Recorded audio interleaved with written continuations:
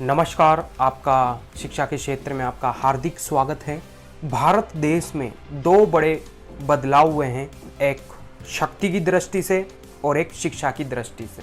तो हम शिक्षा की दृष्टि से जो भारत में जो बदलाव हुआ है उसकी संपूर्ण जानकारी, उसका विश्लेषण हम आपको बताने जा रहे हैं, जो कि छात्रों के लिए और छात्र से जुड़े उनके माता पिताओं के लिए जानकारी अति आवश्यक है।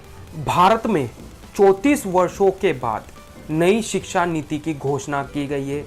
भारत में आज सबसे बड़ा बदलाव हुआ है।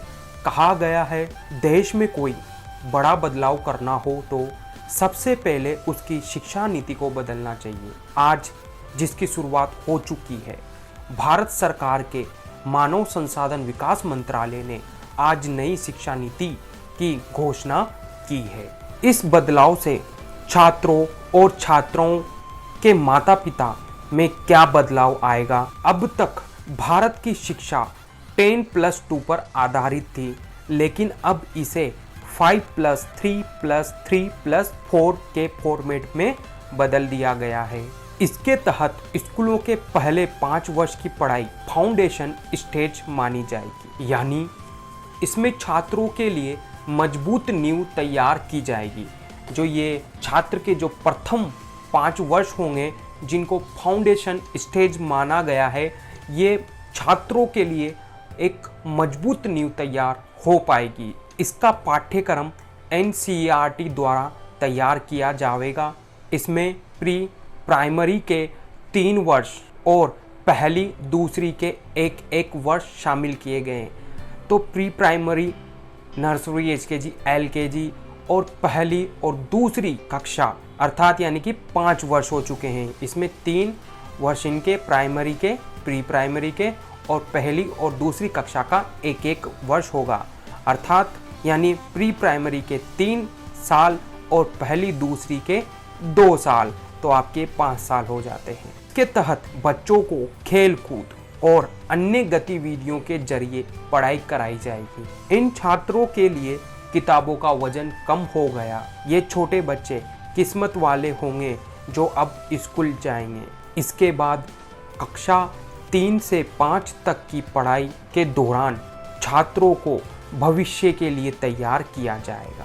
तहत छात्रों को परिचय, विज्ञान, गणित, कला, सामाजिक विज्ञान से पढ़ाया जाएगा। अर्थात ये है कि 5+3 वाला जो है उसमें 3 तीसरी क्लास, चौथी क्लास और 5वीं क्लास तक की जो पढ़ाई होगी उसमें छात्र को परिचय, विज्ञान, गणित, कला, सामाजिक विज्ञान पढ़ाया जाएगा। ये अगले साल मिडिल स्टेज माना जाएगा। इसमें कक्षा 6 से 8 तक के छात्र शामिल होंगे। मिडिल स्टेज जिसमें कक्षा 6 से 8 तक के छात्र शामिल होंगे। छात्रों को इस स्टेज में, मिडिल स्टेज में तय पाठ्यक्रम के अनुसार पढ़ाया जाएगा। इसके बाद 9वीं से 12वीं कक्षा तक इस फॉर्मेट के 4 वर्ष वाली आखिरी स्टेज होगी। ये 4 साल की स्टेज होगी। इसमें छात्रों में किसी विषय के प्रति गहरी समझ पैदा की जाएगी। जो अंतिम के 4 वर्ष है, इसमें छात्रों में किसी विषय के प्रति गहरी समझ पैदा की जाएगी। उनकी विश्लेषण क्षमता को बढ़ाया जाएगा और उनके जीवन में बड़े लक्ष्य को निर्धारित करने के लिए प्रेरित किया जाएगा। लेकिन सबसे महत्वपूर्ण बात यह है कि स्कूलों में पहले जैसा स्ट्रीम सिस्टम नहीं होगा। इसका मतलब यह है कि यदि कोई आर्ट्स का छात्र फिजिक्स की पढ़ाई करना चाहता है तो वह ऐसा कर पाएगा। यदि अकाउंट्स, कॉमर्स का कोई छात्र इतिहास की पढ़ाई करना चाहता है तो वह कर सकता है। लेकिन संभव है कि इसके लिए विषय सब्जेक्ट का एक पूल तैयार किया जाएगा। इसके लिए एक सब्जेक्ट पूल तैयार किया जाएगा और आपको उस पूल से अपने पसंद के विषय का चुनाव करना होगा। विज्ञान के छात्र को इतिहास में रुचि है तो उसके पूल में, सब्जेक्ट के पूल में ये दोनों विषय शामिल है तो इनकी पढ़ाई एक साथ कर सकता है। अभी इसका स्पष्टीकरण आना बाकी है। सरकार की ओर से अभी इसका स्पष्टीकरण आना बाकी है। लेकिन पहले की जो व्यवस्था होती थी, हमारे यहाँ 3 स्ट्रीम माने जाते थे, चाहे साइंस लें, कॉमर्स लो या आर्ट्स लेते थे। अगर आपने आर्ट्स लिया है तो आप साइंस की पढ़ाई नहीं कर सकते, अगर आपने कॉमर्स लिया है तो आप साइंस की पढ़ाई नहीं कर सकते, अगर आपने साइंस लिया है तो आप आर्ट्स की पढ़ाई नहीं कर सकते। ये अब तक हुआ करता था, लेकिन अब यह सब बदल जाएगा। फिजिक्स, कॉमर्स, अकाउंट्स, हिस्ट्री की भी पढ़ाई कर सकते हैं। दूसरी बात यह है कि कक्षा 5वीं तक पढ़ाई मातृभाषा, स्थानीय भाषा और आपकी राष्ट्रीय भाषा में ही होगी, यानी अंग्रेजी में पढ़ाई की अनिवार्यता नहीं होगी। अब तक सबसे बड़ा बदलाव है कि अंग्रेजी में पढ़ाई नहीं होगी, उसकी अनिवार्यता को समाप्त कर दिया गया है।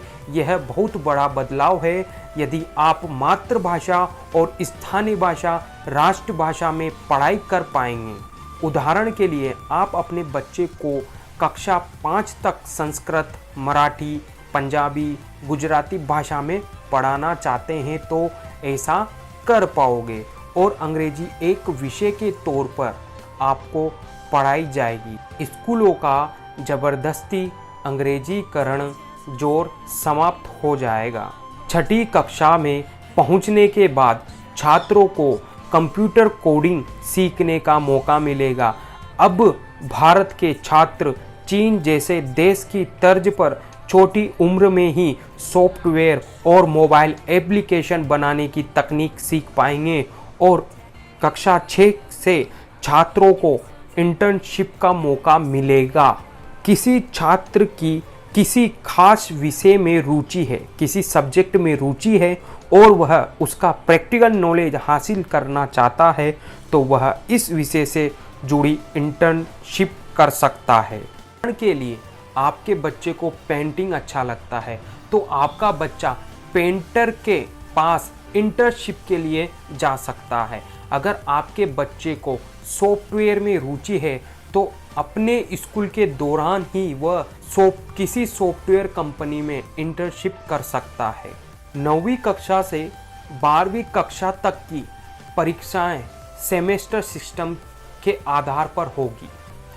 एक साल में 2 सेमेस्टर होंगे, हर 6 माह में एक परीक्षा होगी और दोनों सेमेस्टर के अंकों को जोड़कर आपकी फाइनल मार्कशीट तैयार की जाएगी। अब आपको एक छात्र के तौर पर 1 साल तक पढ़ाई करनी होगी। अब आप यह कहकर नहीं बच पाओगे कि आप फाइनल एग्ज़ाम की तैयारी करना चाहते हैं। कुछ छात्र ऐसे होते हैं जो साल के 1 या 2 महीने पढ़ाई कर लेते हैं और उसके आधार पर परीक्षा देते हैं और उनमें से बहुत से छात्र अच्छे नंबर ले आते हैं जिन्होंने पूरे साल पढ़ाई नहीं की है। अब आपको पूरे साल पढ़ाई करनी पड़ेगी। इसके अलावा बोर्ड की परीक्षा को आसान बनाया जाएगा जिसमें छात्रों की क्षमता पर ज़्यादा ध्यान दिया जाएगा। रटने की क्षमता नहीं, समझने की क्षमता पर ध्यान दिया जाएगा। ट्यूशन और कोचिंग द्वारा रट्टा लगाने की आदत को समाप्त कर दिया जाएगा। बोर्ड परीक्षा देने वाले छात्रों को उनकी पसंद की भाषा में परीक्षा लिखने की छूट होगी। उदाहरण के लिए चाहे तो वो हिंदी या अंग्रेजी में से किसी एक भाषा में अपनी परीक्षा दे सकता है। छात्रों के रिपोर्ट को भी पहले की तैयार नहीं किया जाएगा। किसी छात्र को फाइनल मार्क के समय उसके व्यवहार, करिकुलर एक्टिविटी, प्रदर्शन और उसकी मानसिक क्षमताओं को ध्यान में रखा जाएगा। इसके अलावा रिपोर्ट कार्ड को 360 डिग्री असाइनमेंट के आधार पर तैयार किया जाएगा। इसमें छात्र स्वयं को भी अंक देंगे, विषय पढ़ाने वाले शिक्षक भी छात्र को अंक देंगे और उसके साथ सहपाठी भी उनका आंकलन करेगा। कॉलेज में पढ़ाई करने वाले छात्रों के लिए बहुत सारे बदलाव हैं। इसके बाद जो छात्र कॉलेज में जाने वाले वो भी इस बात को ध्यान से सुने। कॉलेज में एडमिशन के लिए कॉमन एप्टीट्यूड टेस्ट दे पाएंगे। इसका अर्थ यह है कि 12वीं कक्षा के एग्जाम पूर्ण होने के बाद छात्र के ठीक नंबर नहीं आए हैं तो आपको कट ऑफ के आधार पर एडमिशन नहीं मिल पाएगा, तो आप CAT यानी कि कॉमन एप्टीट्यूड टेस्ट दे सकेंगे। फिर इस टेस्ट में आपके प्रदर्शन के अंक 12वीं कक्षा के अंकों के साथ जोड़ दिया जाएगा और आप अपने मनपसंद कॉलेज में एडमिशन ले सकोगे। ग्रेजुएशन की पढ़ाई को 3 से 4 वर्ष में बांट दिया जाएगा। पहले आप कॉलेज की पढ़ाई बीच में ही छोड़ देते थे तो आपको ग्रेजुएशन की डिग्री नहीं मिल पाती थी। या तो आप पूरी पढ़ाई कीजिए या फिर पढ़ाई ना करें। लेकिन नई शिक्षा नीति के आधार पर आप 1 साल के बाद पढ़ाई छोड़ देते हैं तो आपको सर्टिफिकेट दिया जाएगा। यह आपको सर्टिफिकेट कोर्स माना जाएगा। इसी तरह आप सेकेंड ईयर पास करने के बाद पढ़ाई छोड़ देते हैं तो आपको डिप्लोमा दिया जाएगा। अगर 3 साल की पढ़ाई पूरी कर लेते हैं तो आपको बैचलर डिग्री दी जाएगी। और अगर आप 4 साल का कोर्स करके बैचलर डिग्री लेना चाहते हैं तो आपको रिसर्च सर्टिफिकेट के साथ यह डिग्री मिलेगी। इससे उन छात्रों को फ़ायदा होगा जो छात्र कोर्स के दौरान किसी प्रोजेक्ट पर काम कर चुके होंगे। 4 वर्ष के इस कोर्स में स्कूल छात्र के तरह कॉलेज छात्र भी अलग अलग विषयों की पढ़ाई एक साथ कर पाएंगे। इस व्यवस्था को मल्टी एंट्री और मल्टी एग्जिट व्यवस्था कहा जाता है।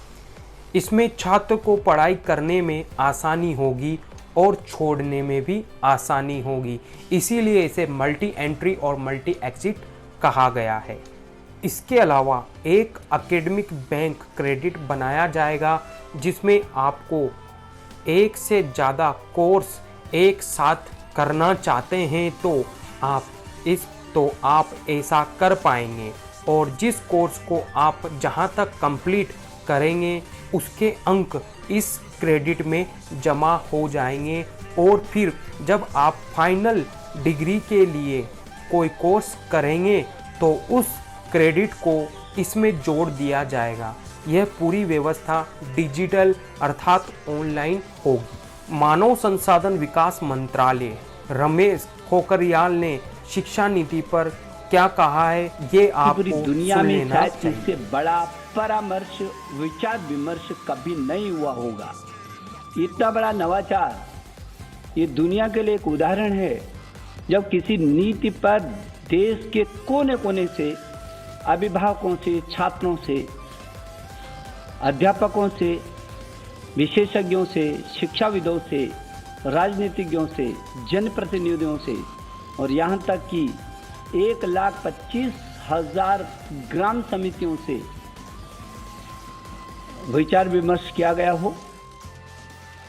यह बेहद महत्वपूर्ण है क्योंकि 34 साल से शिक्षा नीति में परिवर्तन नहीं हुआ था और इसलिए आज का ये जो परिवर्तन है और जो नई शिक्षा नीतियाँ है, मुझे विश्वास है कि पूरा समाज और सभी देशवासी इसका स्वागत करेंगे और दुनिया के शिक्षाविद भी इसको निश्चित रूप से सराहना करेंगे।